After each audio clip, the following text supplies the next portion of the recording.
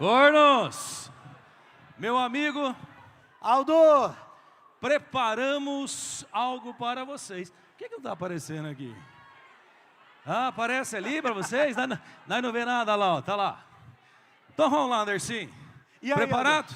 Aldo? Opa! Vamos apresentar pro pessoal os Vamos, negocinhos? gente! Amiguinhos, nosso super-herói Homem-Aranha, assista esse vídeo.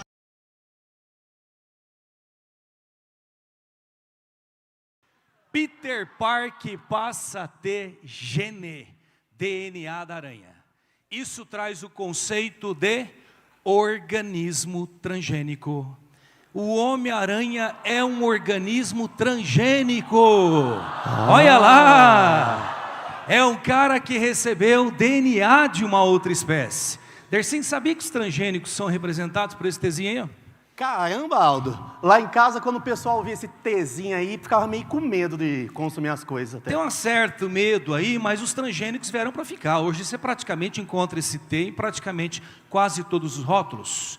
São importantes. Através da transgenia, hoje quem está fabricando insulina humana para o diabético são bactérias transgênicas. Dersim, o medo é sobre o grau de segurança que os transgênicos têm, tanto para a saúde humana, quanto para o meio ambiente.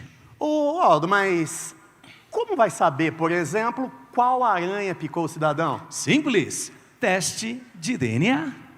Ah! Dersinho, olha lá. Olha, parece que a gente até combinou, hein? Caramba, Aldo. Foi, né? Ó, Dersinho, tá vendo aquelas bandinhas lá? Sei. São pedacinhos de DNA. Dá um Sabe o que eu trabalho vou para fazer? fazer no PowerPoint isso aí, Cara, Aldo. teve que passar por uma técnica de PCR, para poder amplificar esses pedacinhos e passar por eletroforese, uma separação elétrica daquelas bandinhas. Mas olha só, irmão, ó o que eu vou fazer. Eu vou pegar o DNA do Peter Parker antes dele ser picado pela aranha. Ô, Aldo, mas tem algum lugar específico, algum tipo de célula específico que favorece essa coleta? São as hemácias que eu vou coletar esse DNA, porque a hemácia não tem núcleo, a hemácia não tem DNA. Se eu for tirar do sangue, eu vou pegar leucócito, glóbulo branco, hemácia não tem núcleo. Aí, Dersim, vou pegar o DNA do Homem-Aranha, quer dizer, do Peter Parker após ter sido picado. Certo. E agora eu tenho duas aranhas que eu não sei quem picou. A primeira, Arachnos bucicleides, essa aqui. A segunda suspeita é Arachnos vladimirus. Aí, olha o que eu faço para saber quem que picou. Tem que pensar assim, olha para mim, gente, ó. O Homem-Aranha, ele tem DNA do Peter Parker e da aranha que picou. Então, se eu estou olhando uma bandinha de DNA que não foi dada pelo Peter Parker, foi dada por quem? Pela aranha. Olha a primeira bandinha lá, a vermelhinha. Essa bandinha, quem deu foi o Peter Parker. Olha a outra bandinha. Quem tem a outra bandinha? O Peter não tem. Então, quem deu? Aranha. E quem tem essa bandinha? Ah lá, Vladimirus. Vai fazendo essa relação. Todas as bandinhas do Homem-Aranha que não foram dadas pelo Peter Parker estão presentes na aranha que o picou. Nesse caso, irmãos, nós chegamos à conclusão que a aranha que picou Peter Parker foi quem? Arachnos vladimirus, ok? Olha só ela aí.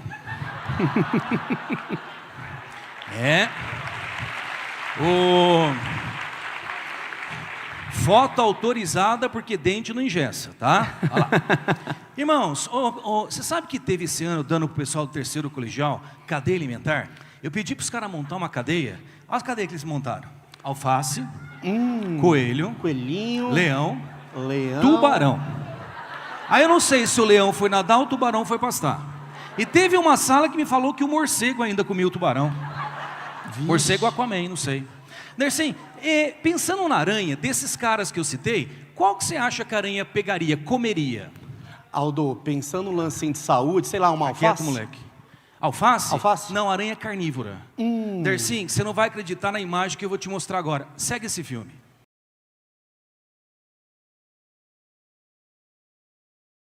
Gente, aranha pegou e vai comer o morcego. Conclusão, Homem-Aranha é mais forte que o Batman. Ok? Muito bem.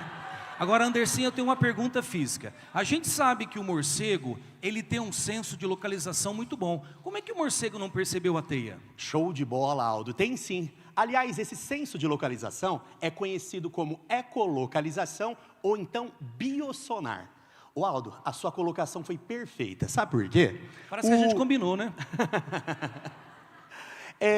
O morcego, ele é capaz de emitir uma onda mecânica com frequência que ultrapassa a frequência do som. Gente, a frequência que ultrapassa a frequência do som é o ultrassom. E quando essas ondas incidem em um obstáculo, em um inseto, ela tende a sofrer a reflexão. A onda bate e volta.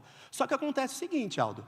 Se você pegar, por exemplo, a malha de uma teia, ela é muito pequenininha, muito pequenininha. O comprimento da onda emitida pelo ultrassom pode contornar e pouca onda bate e volta. E quando a onda contornar um obstáculo, ela sofre qual fenômeno, gente? Excelente difração, e aí pouca onda retornou para o morcego, ele não pôde realizar essa detecção. É como se ela não existisse para ele. Ah, perfeito.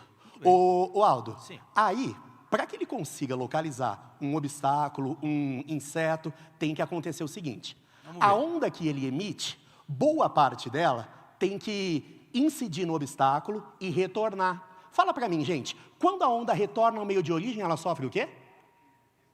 Excelente, sofre reflexão. Aí ele detecta essa onda que retornou.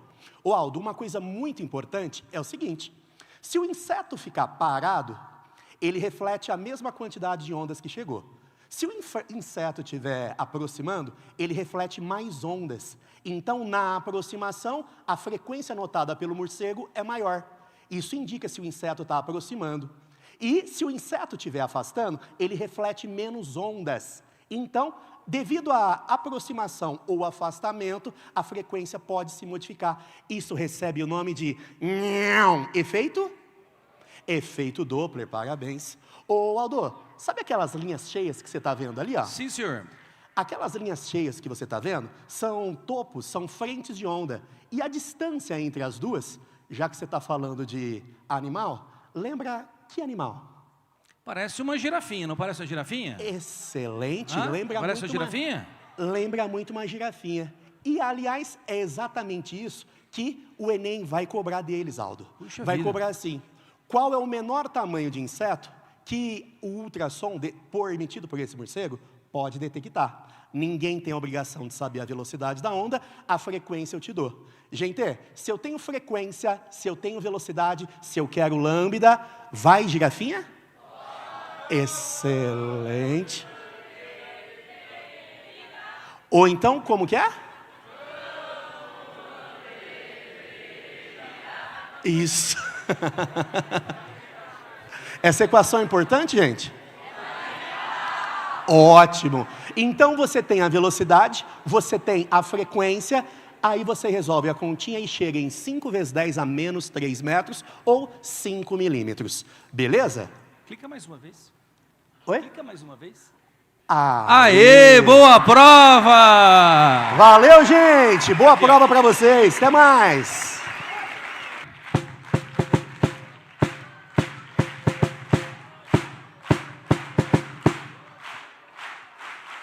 Bom dia! Bom dia! Bom dia! 3, 2, 1, irmãos e irmãs, senhoras e senhores, bom dia pra vocês! Como eu digo sempre, acabou a segunda, acabou a semana, bom dia! Bom dia! Bom dia! 3, 2, 1, bom! É isso aí! Top! Galera, a gente veio aqui para falar sobre energia que vocês têm de sobra, sobre calor humano que vocês também têm de sobra. Todo dia agradeçam as suas enzimas por estarem no máximo da capacidade delas, a 36, 37 graus, e é muito importante que você saiba disso. Você, mamífero, assim como as aves, são animais homeotérmicos que mantêm a temperatura do corpo constante. E conseguem, para isso, gerar calor, e muito calor. Através daquele processo famoso, a respiração celular. Processo que você vai consumir glicose, que vem da sua alimentação, batata, mandioca, outros. Eu também. E você vai precisar do oxigênio para a produção do ATP. Mas para você se manter a 36, 37 graus não é tão simples assim. Porque há aqueles momentos que o seu corpo está gerando muito calor e você precisa refrigerá-lo. E outros em que está difícil você manter-se aquecido porque a temperatura está muito baixa. Como que o seu corpo se comporta em determinadas situações como essas? Então, por exemplo, vamos supor que você esteja aí numa temperatura ambiente de 25 graus. E o seu corpo está lá gerando calor, fazendo respiração celular. Só que a temperatura do meio vai aumentando.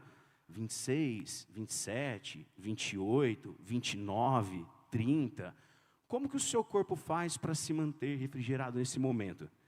Você vai liberar pelo seu sovaquinho, pelas suas entranhas, escorrendo nas nádegas, aquelas gotinhas de suor. Mamíferos transpiram, aves não, hein? Mas também, para o seu corpo conseguir jogar calor para fora, o que ele vai fazer? Aumentar o fluxo de sangue para a pele. E aí você vai ter, além da sudorese, a vasodilatação. Repare que quando a temperatura do meio aumenta, você não aumenta a taxa de respiração celular. O seu metabolismo ele se mantém. Você apenas vasodilata, você sua e joga esse calor para fora do corpo. Mas já pensou naquela situação sauna? Você já foi para a sauna? João César, você já foi para a sauna? Como que você se sente alguns minutos após a sauna? Você sente relaxado? Cara, Tocha. eu tenho família, eu tenho 2 filhos. Dá uma segurada aí. Cara, mas a sauna é um lugar muito tranquilo. Quando você fica na sauna, depois de um tempo, você está quase desmaiando de tão relaxado. Sabe por quê? Essa vasodilatação é tão intensa para você dissipar o calor, que a sua pressão arterial começa a baixar. E aí o que o seu coração faz para não deixar você desmaiar na sauna? Ele acelera. E aí você tem taquicardia. Pode reparar, hoje à tarde, quando você for fazer aquela sauna para dar uma relaxada na véspera do Enem, você vai entrar na sauna com seus batimentos cardíacos a uns 70, 75 por minuto, e na hora que você sair flutuando, vai ter passado de 100, 110 por minuto. O seu metabolismo, ele vai acelerar. Não fique muito tempo na sauna, porque não sabemos até quando o seu coração vai aguentar segurar essa queda de pressão arterial. Mas vamos falar sobre o frio. E quando a temperatura está muito baixa? Você que é de Ribeirão Preto está super acostumado com temperaturas rigorosas, baixas. O que o seu corpo vai fazer para se manter a 36, 37 graus? Ele vai ter que tacar lenha na fogueira. Ele vai ter que gerar calor. E como que você vai gerar esse calor? Aumentando o consumo de oxigênio e aumentando o consumo de glicose. E onde você vai buscar essa glicose? Da mandioca, da batata, do pão, para alguns. Você vai buscar no alimento. O que vai acontecer nos meses mais frios? Você vai querer comer mais. A salada tem que ter bacon e catupiry em cima. Você aumenta o consumo de alimento e o consumo de CO2. Ou seja, o seu corpo vai gerar mais calor. E eu estou sentindo um calor muito grande aqui perto, porque do meu lado está ele, o Tocha Humana.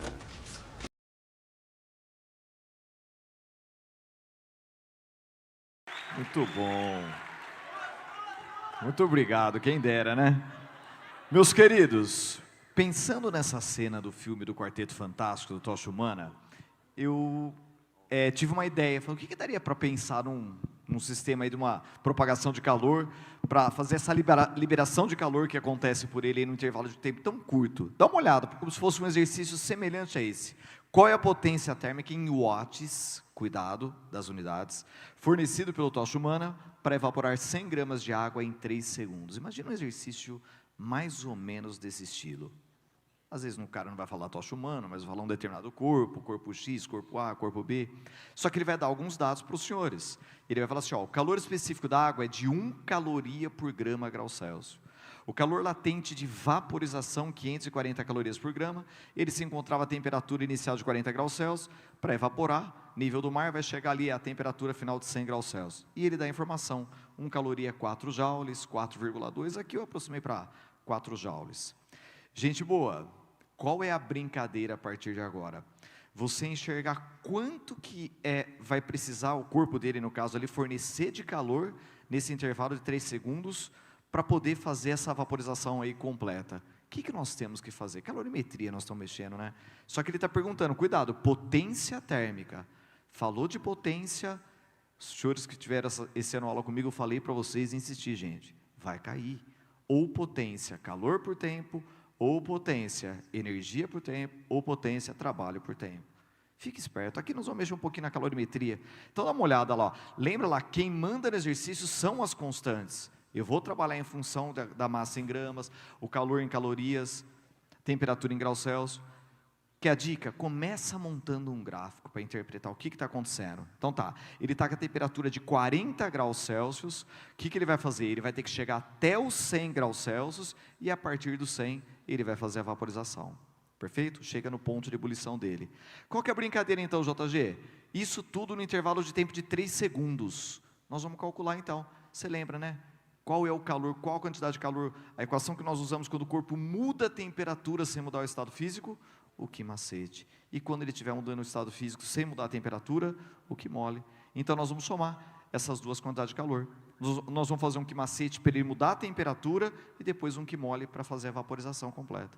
Meus queridos, o senhor tem essa situação. Olha lá, a massa, lembra que eu falei? 100 gramas de água, calor específico da água 1, a variação de 40 para 100, 100 menos 40, 60 graus Celsius, mais a massa de água 100, vezes o calor latente de vaporização 540. Os senhores vão chegar na resposta que a quantidade de calor total que ele vai precisar para fazer essa vaporização em 3 segundos é de 60 mil calorias. Só que tem um probleminha, né? Eu queria a potência em watts. Eu vou poder trabalhar em calorias? Não. Você faz isso por causa das constantes, do calor específico, do calor latente. Mas vai lá, já multiplica por 4 e passa para joules, 240 mil joules, ou seja, 240 quilojoules. Aí o senhor vai aplicar a equação da potência térmica. Potência, calor pelo tempo. Meu querido, você transformou tudo bonitinho, está em joules, o tempo está em segundos, vai ser feliz. 240 quilojoules por 3 segundos. Você já dá a resposta direta aí, uma potência térmica de 80 quilowatts, 80 mil watts. Deu para entender, gente? Mudou a temperatura, que macete. Mudou o estado físico, que mole. Aí você vai aplicar a equação da potência térmica. Lembrem-se as unidades e vão ser felizes. Uma excelente prova para os senhores. Fiquem com Deus, gente. Até mais. Bom dia, queridos. Muito bom dia para todos. Bom dia, professor Silvio. Opa. Professor Silvio, vindo direto de Krypton. Nossa. Eu tô vindo aqui de Little Outback City, sabe, sertãozinho, aqui do lado. Aqui, tá. E, diferente dos nossos amigos aqui da Liga da Justiça, ou outras ligas que não sejam da Justiça, mas podem ser inclusive ligas metálicas, né, professor? Perfeitamente. I'm Batman. Eu trouxe o Batman. Cara, não tem superpoder no Batman, não tem, vou pegar fogo, vou tacar meu martelão nos outros, aí meu martelão vai e volta, meu martelão. Ele tem inteligência. Tem inteligência, Silvinho, o superpoder dele, ele treina, Silvinho. Pois é. Ele é especialista em 127 artes marciais, Dercy. Tudo bem que um dos poderes que ele tem é muita grana, né? Muita grana. Mas por que o Batman? O Batman, ele teve a inspiração para a construção dessa personagem que vai lutar contra o crime de Gotham, Lá em Little Outback City, a gente fazia de maneira diferente, né? Lá a gente não lutava contra o crime, mas contra os bullies na rua. O Batman, ele teve a inspiração vinda desse bichinho, ó, do morcego. E assim, eu curtia muito o Batman, porque como ele não tinha superpoderes, eu não tinha nenhum, né? Me aproximava bastante, eu adotei o Batman como super-herói de infância. E eu tinha tudo do Batman, a bota do Batman, eu tinha a blusa do Batman, eu tinha a cueca do Batman. A cueca do Batman, eu tinha a cueca do Batman e eu queria usar a cueca por cima da calça, igual o Batman. Mas a minha mãe não deixava. Mas o máximo que eu consegui foi andar de cueca, ir para a escola de cueca. Imagina eu chegando de cuecão, mostrando meu morcego para todo mundo, assim. E eu adorava mostrar meu morcego. Inclusive, eu estou usando o morcego por baixo agora. Mostra, mostra. Mostra. Mostra esse morcego. É isso. Mostra. Tá bom.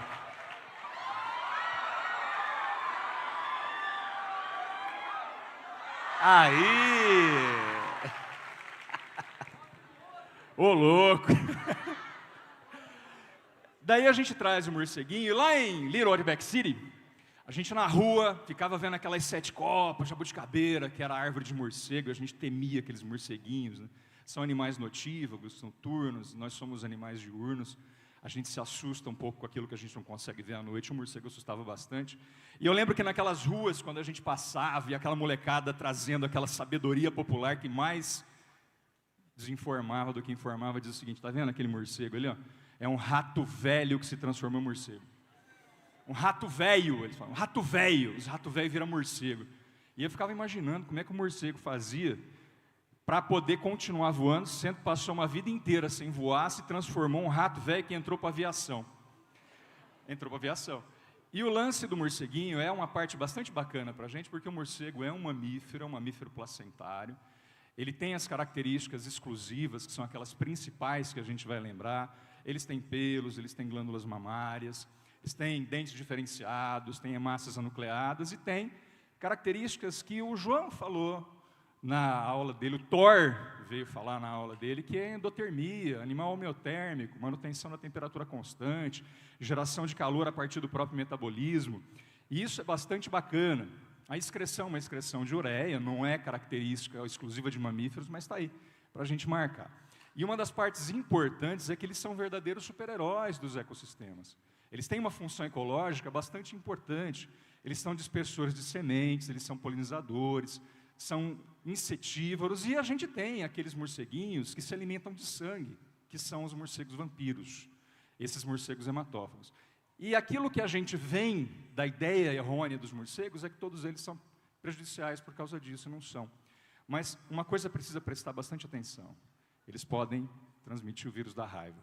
E essa doença é uma doença gravíssima, é uma encefalite viral de progressão aguda, vírus, lembra? Vírus, que acomete o sistema nervoso central, e quando ela chega ali, fim, 100% de letalidade.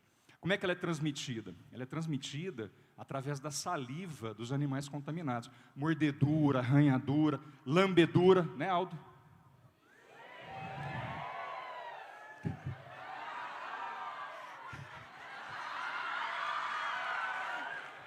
O Capitão América vai ficar enfurecido agora.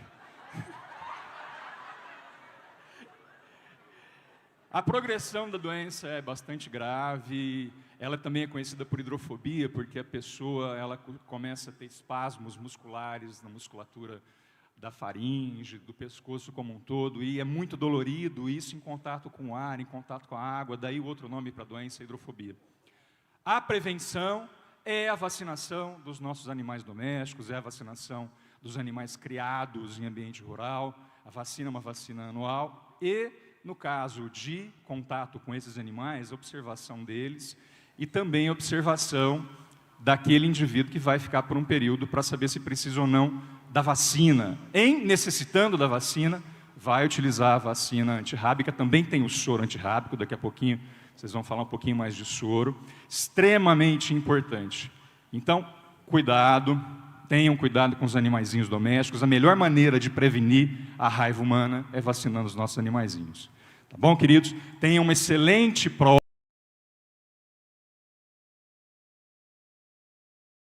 A super moça, nossa, ela tem uma força, uma inteligência fora do comum. O senhor Jean, Bela filha, professor. Jean, Bela. sinceramente, Bela filha, professor. presta atenção, uma inteligência e força.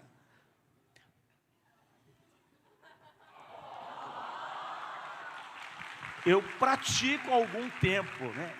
Viu? Eu pratico há algum tempo. Deixa eu bater uma dica com vocês. Bater, viu? Uma diquinha sobre bíceps. Bíceps. Bíceps. Né? Pois é. Imagine você com o braço na horizontal, segurando um pezinho, que o nosso querido Dercinho falou, é um halter, Silvio, halter, né? Pois é, nossa senhora. Aí você, muito pesado esse tórax aqui, né? Aí você faz esse exercício para entumecer o bíceps, tô certo? Mais ou menos isso. Muito bem. A questão é, qual a tração, o puxão, que o bíceps faz sobre o osso do braço? Rádio. Não é TV, não, Não, rádio, não, é rádio. rádio, é rádio. Muito bem. Como calcular essa tração? Eu tenho o peso do braço, que eu chamei de P, eu tenho o peso do pezinho, do halter, que eu chamei de Q, e temos ali também desenhado a força Q, que o cotovelo, né, que é a dobradiça. Que força, que, professor?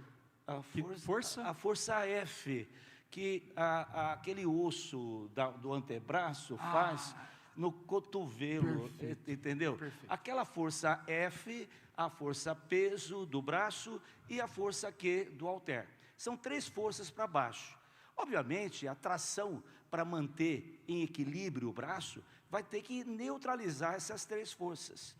Agora, a questão é a seguinte, pela separação que você vê aí, em distância, entre as forças verticais para baixo e o cotovelo, que é a dobradiça do braço, dá para a gente analisar também a relação entre essas forças por equilíbrio de momentos. Então, veja só, a força, eu diria, de tração, ela tem uma linha de ação, repare, que dista do cotovelo, ali, quantos? 5 centímetros, é isso que eu estou vendo? É 5 centímetros? 5. Nossa, 5 centímetros, muito bem. Olha, nossa senhora. Aí eu teria, no caso, a força de tração vezes 5 centímetros, é o momento que tenta girar o braço num sentido. Agora, os pesos P e Q tentam girar o braço em sentido contrário. No caso, um peso tenta girar no sentido oposto ao da força de tração e o Qzinho também tenta girar o braço no sentido oposto. Então, você fala momento horário igual momento anti-horário. Com isso, você pode, por exemplo, simplificar essa expressão para descobrir que a tração seria, na verdade, o valor de 3P, 3 vezes o peso do braço, mais 6 vezes o peso do halter. Essa seria uma alternativa interessante. Como calcular a tração em função das forças verticais, né? Ou seja, a força Q vezes 6, mais a força peso vezes 3, dá o valor da tração. Daí dá para você ver que a tração é muito maior que os pesos, né, do halter e do bracinho, né? Agora, o autor poderia perguntar sobre a força F, a força que o cotovelo, né, a dobradiça faz no braço. Aí eu teria um equilíbrio de forças, força para cima igual força para baixo. Então, a tração seria igual à soma da força Q com a força P. Dessa forma, eu teria que, evidentemente, subtrair a tração, né?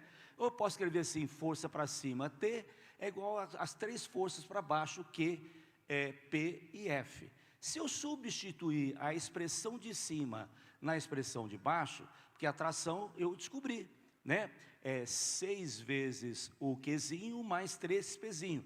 Se eu jogar na segunda expressão, eu vou extrair a partir daí, nessa igualdade, né? Eu vou extrair que a força F, que é a força que a dobradiça faz lá no braço, é 2 vezes o peso do braço, mais 5 vezes o peso do halter. Dá para você ver que essa força F, ela é menor do que a tração. Ou seja, nesse jogo de forças, a maior delas é a tração. É a que desenvolve, né, o espessamento, é assim o nome? É o aumento de... Como é que é? Hipertrofia? É Batman. Sempre aprendendo, viu, gente? Olha, uma ótima prova para vocês. Ótima é o que a prova, gente pede, queridos. tá? Fala, galera!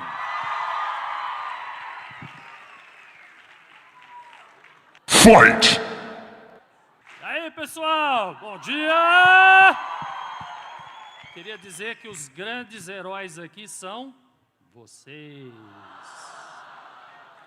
Parabéns, vocês são os heróis.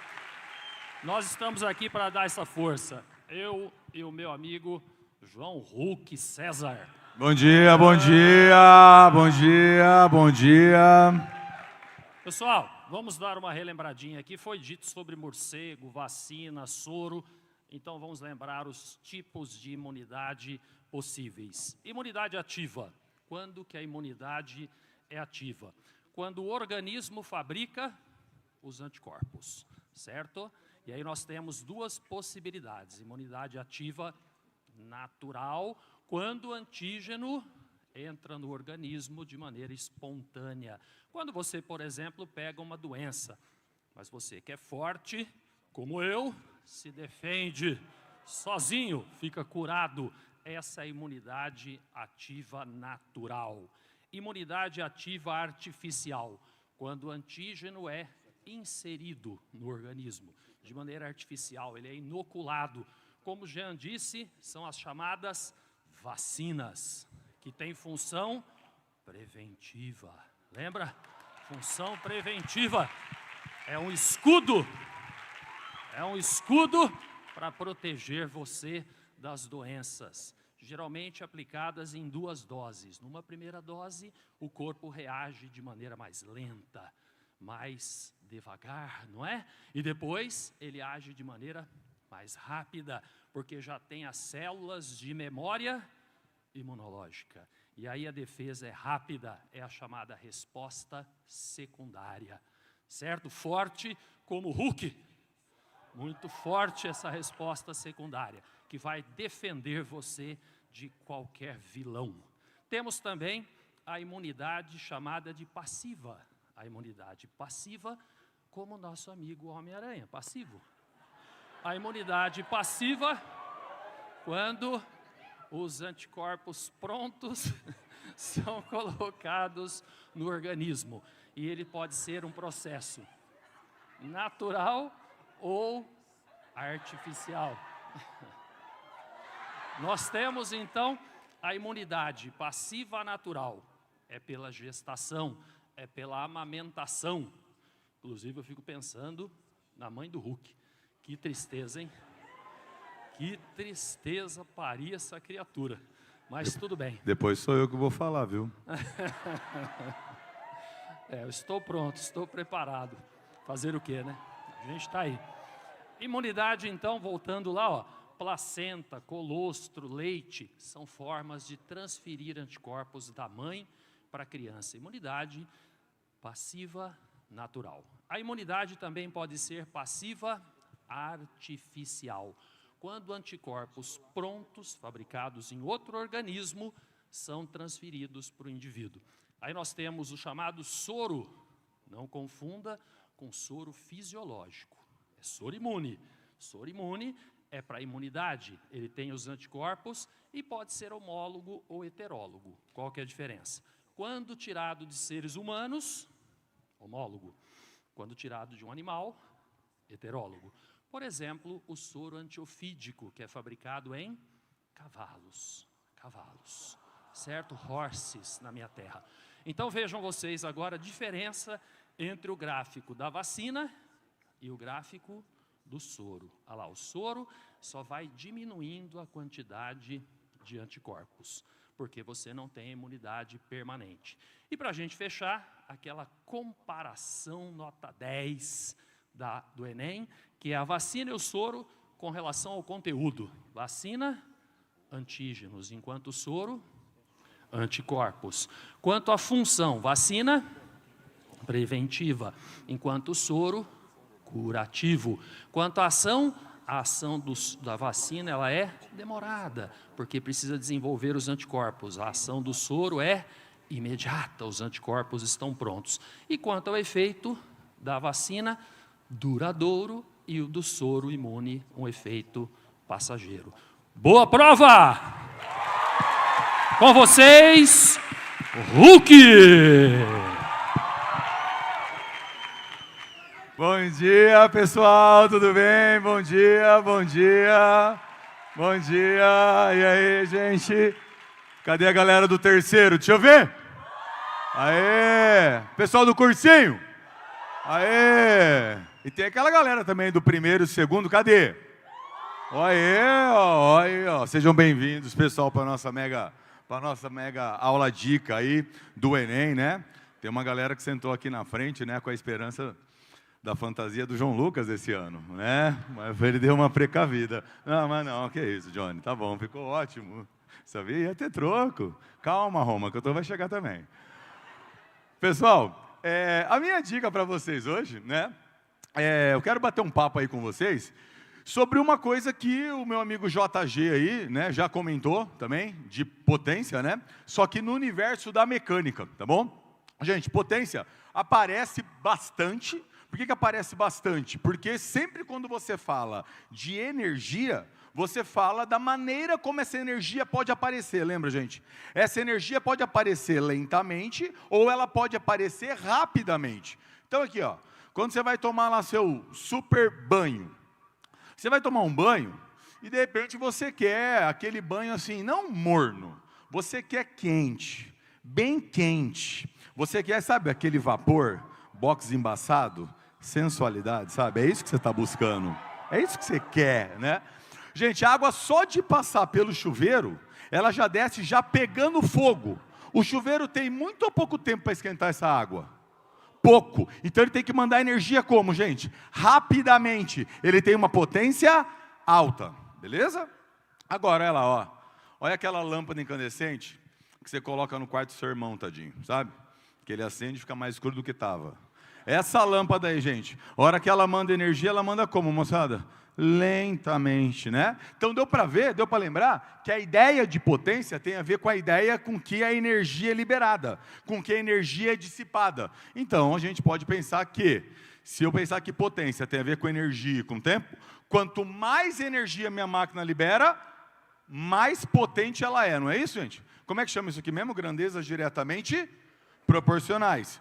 Se eu tiver duas máquinas, elas vão fazer o mesmo trabalho, só que uma a gente faz o trabalho em 1 hora, outra faz o trabalho em 10 horas. Quem foi mais potente? A primeira. Então, quanto menos tempo para fazer esse trabalho, mais potente ela é. Como é que chama isso aqui mesmo, gente? Grandezas? Aí, o pessoal tá bom demais aqui, né? Quando você vai colocar numa formulinha, lembra dela? Formulinha do quer pedir? Então, patch. João César, uma dúvida que eu fiquei. Os triângulos eu corto? Para. E tem gente que está assim, ó. Gente, qual que é a unidade de potência mesmo? Watts. Então, assim, ó, o teu chuveiro tem 4.000 watts. Quer dizer que a cada segundo ele libera 4.000 joules. Já a lâmpada, gente, que tem 100 watts, a cada segundo libera só 100 joules. Por isso que o chuveiro, 1 hora ligado, a lâmpada 1 hora acesa, o chuveiro gasta muito mais. Porque ele libera uma taxa mais rápida, beleza? E aí, como que pode cair para você brincar com isso?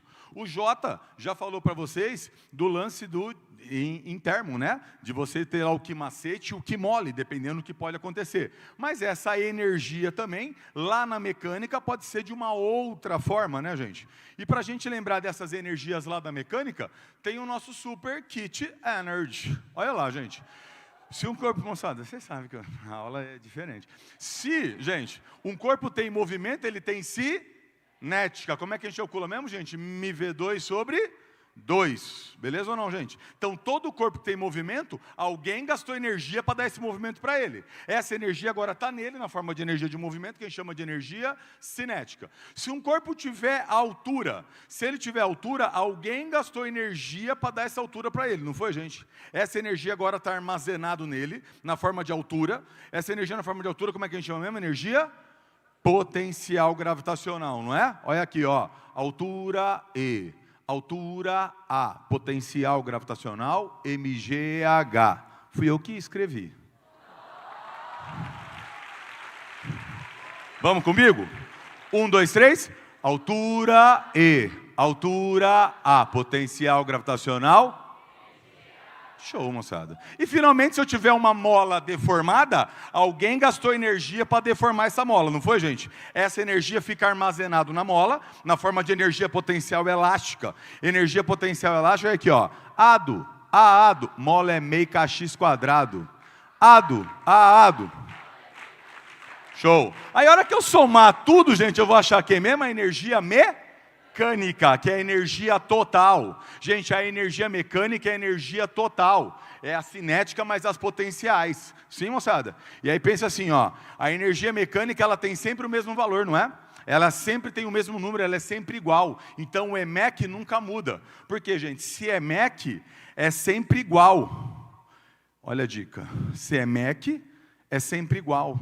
Você pode estar aqui em São Paulo, em Londres, Nova York. Ah, é MEC? É sempre igual. Ah, João César, eu não entendi ainda. Se é MEC, é sempre igual. Tá bom? Só tem um caso, gente, que isso não é verdade, né? Se ele mencionar a palavrinha atrito, tá? Fique esperto com isso. Se ele mencionar a palavrinha atrito, e aí vai dissipar a energia, esse MEC não vai ser igual, tá bom? Para terminar, moçada, nem vou ler isso aqui, tá? Só um exemplozinho, questão do Enem. Queria que você comparasse, gente, né, a potência de um carro a álcool com um carro a gasolina. Gente, esses dois carros, eles saem do repouso, do zero, e atingem uma certa velocidade, tá vendo? Então, quer dizer que esses dois carros, aparece neles uma energia cinética. Moçada, ele quer que você compare a potência. Potência quer pedir? Então, pet. Moçada, é só ver quem apareceu mais energia, porque o tempo é igual, né? O tempo é igual, 10 segundos. Como quem ganhou mais velocidade foi o carro a álcool, ele vai ter uma potência maior. Belezinha? Pessoal, um ótimo Enem para vocês. Vão com Deus, tá bom? Beijo. Valeu.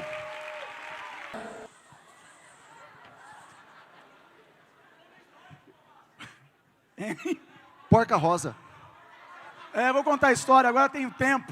Só que vai ser versão flash. Acabou. Então, bom dia, tudo bem, pessoal? Muito bom. Eu já gastei toda a energia já na vinda lá. Então é o seguinte, gente, rapidamente. Agora é o Tiago que tem que fazer a pergunta. Qual é a fonte de energia para tamanha velocidade? É glicose, óbvio. Uau!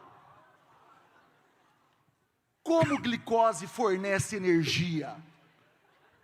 Pela fermentação ou respiração.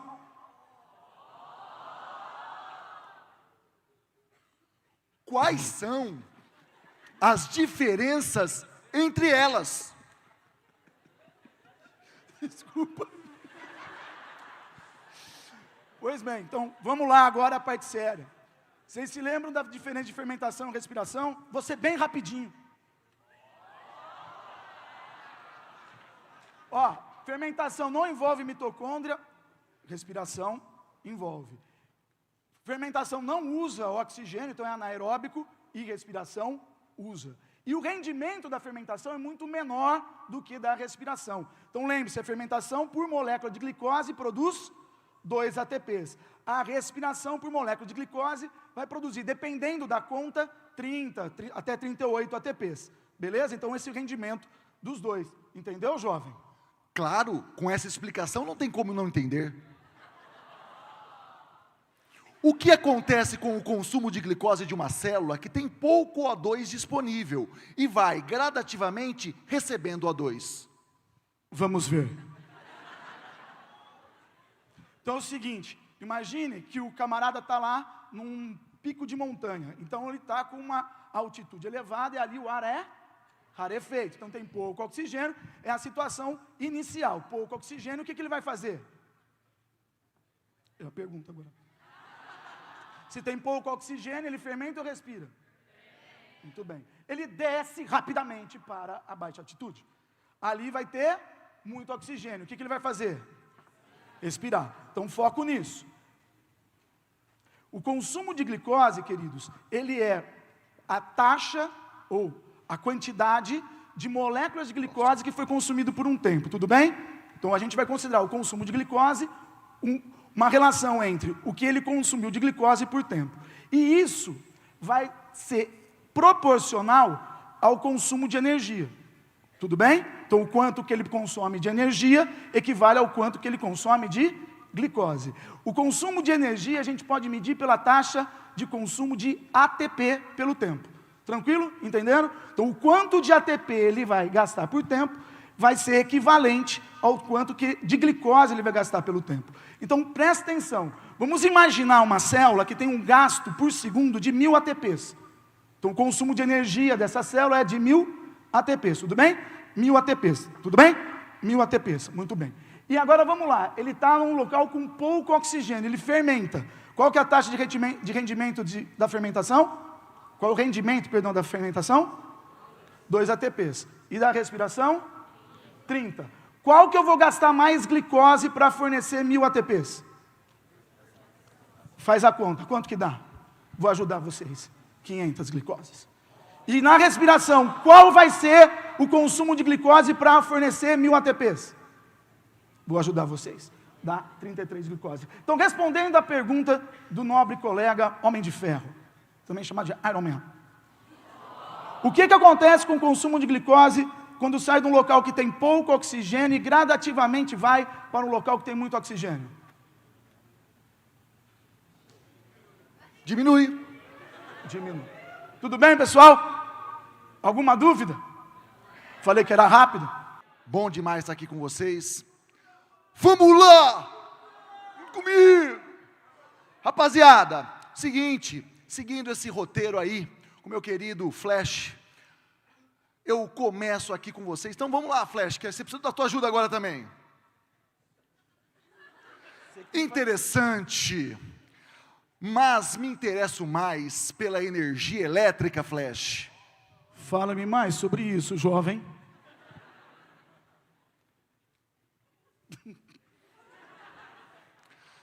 Vamos falar então de chuveiro elétrico. Eu adoro aprender chuveiro elétrico. Eu também, eu sei que vocês também adoram. Então, galera, é o seguinte, agora rapidamente, seguinte para vocês. Chuveiro elétrico é um tema super recorrente, aí aparece sempre diversas abordagens, e hoje nós estamos falando muito aqui na equipe de física sobre energia, pessoal da biologia também. Uma dúvida comum, um tema recorrente é, o chuveiro é mais quente, ele produz uma potência maior quando a gente liga ele com uma resistência maior ou menor. Essa é a grande questão que a gente levanta. Então, olha só, a resistência de um chuveiro é mais ou menos isso que vocês estão vendo, um chuveirinho simples, uma ducha, tá? Você está vendo ali duas molinhas, uma menor e uma maior. Quais são as opções? Você poderia ligar o seu chuveiro na opção A. Se você ligar o chuveiro na opção A, você fecha o chuveiro só naquela partezinha menor. Eu pergunto para vocês, o que acontece com aquela parte da mola maior que está ali aberta? Como é que ela está ligada? Gente, fala um de cada vez, de novo. Aquela parte aberta ali, ela vai funcionar? Não. O que nós dizemos? Aquilo é um resistor em curto, exatamente. Então, essa parte LA está sendo ligada, a outra parte ela não vai funcionar. Lembra, resistor em curto, algo super recorrente também no Enem. É aquele resistor que não funciona, ele está aberto, não vai passar corrente ali, beleza?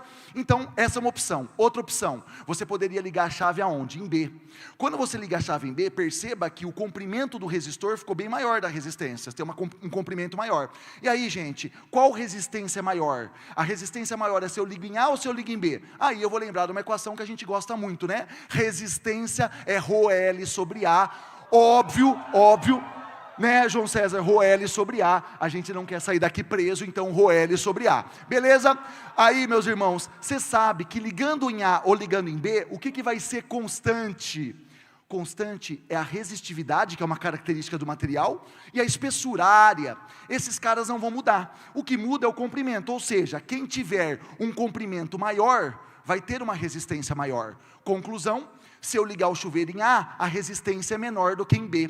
Ou seja, a resistência de A, ela é menor do que a resistência de B. Aí eu pergunto, esquenta mais quando eu ligo na resistência maior, que é B, ou esquenta mais quando eu ligo na resistência menor, que é A? Muito bem. B ou A? Ou nenhuma das anteriores? Bom, voltando aqui, aí a gente tem que pensar no quê? Em potência elétrica. Meus amigos, pensar em potência, você pode pensar em π, π e por quadrado.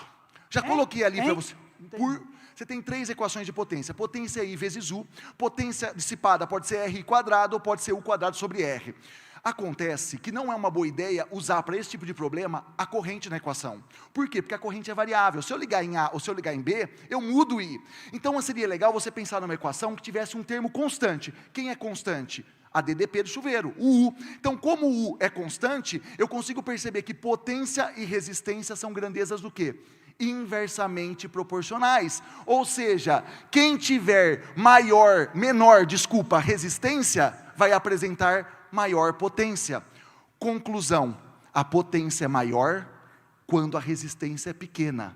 A potência é menor quando a resistência é grande. Isso é contraintuitivo. Muita gente acha que a resistência maior esquenta mais, mas na verdade o que esquenta mais o chuveiro é quando a resistência é pequenininha. E na verdade dá para entender por quê. Se a resistência é menor, está passando mais corrente. E como há um aumento de corrente, há um efeito dissipativo maior de energia. Então, não esquece disso. A maior potência do chuveiro é quando a resistência é menor, e a potência diminui quando você aumenta a resistência. Beleza, meus amigos? Isso é a transformação de energia elétrica em térmica. Como é que chama isso? Efeito Joule, né? Vocês devem se lembrar. Certo, meu amigo Flash? Ou seja, meu irmão. Agora eu vou ver o que eu vou. Nossa! Eu achava que esquentava mais a resistência maior. Fica tranquilo, todo mundo confunde isto. Caramba, que bagulho louco! É isso, meus irmãos, valeu! Queridos, para encerrar, queremos transmitir agora para vocês rapidamente os nossos poderes para a prova. Então fica nisso.